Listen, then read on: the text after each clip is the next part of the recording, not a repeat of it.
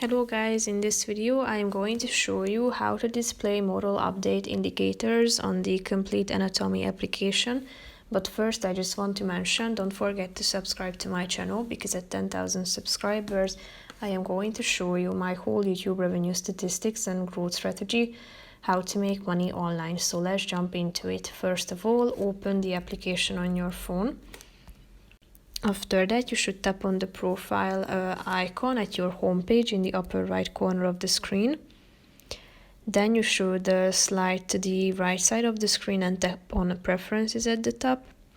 Then again scroll down, and here you can find this last feature, modal update, so display modal update indicators.